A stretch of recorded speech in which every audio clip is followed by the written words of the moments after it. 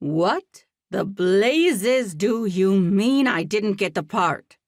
Nana Joe's face turned beet red, and she leapt up from her chair.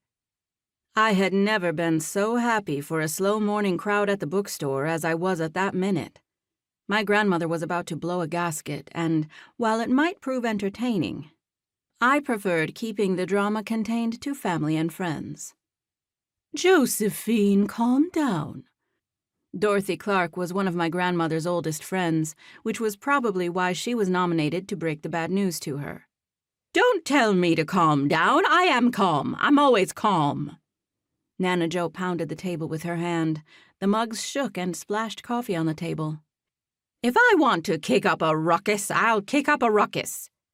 She pounded the table again, and then marched over to the counter and grabbed a dishcloth to wipe up the mess. Ruby Mae Stevenson, another of Nana Joe's friends, shook her head and moved her knitting out of the way of the spills. I told you she wouldn't take it well. I've had the lead role in the Shady Acres Senior Follies for the past 10 years. That role was created specifically for me. I don't just play the part of Eudora Hooper, retired schoolmarm dreaming about becoming a famous showgirl. I am Eudora Hooper. Nana Joe wiped up the spilled coffee. I know, and you've played the role splendidly. Dorothy's face reflected her sincerity. Dorothy wasn't merely humoring my grandmother. Nana Joe's performance was inspired, and each year she got better and better. Nana Joe looked at her 3 closest friends. Who got the part? Ruby Mae put her head down and refused to make eye contact.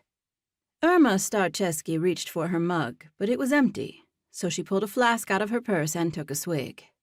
Nana Joe put her hands on her hips, narrowed her eyes, and stared at Dorothy.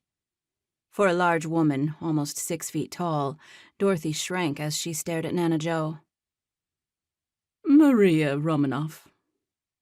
I thought Nana Joe was red before, but the beet red coloring from earlier was nothing compared to the purple red that crept up her neck. Maria Romanoff? That 2-bit hack's only acting talent is in her ability to convince people she's a decent human being. Nana Joe pounded the table again, rattling the mugs.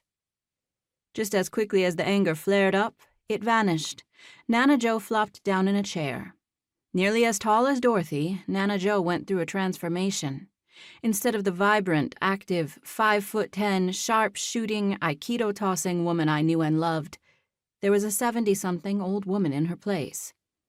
She took a few deep breaths.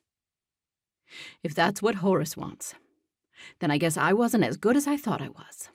Bull, Irma, we shouted.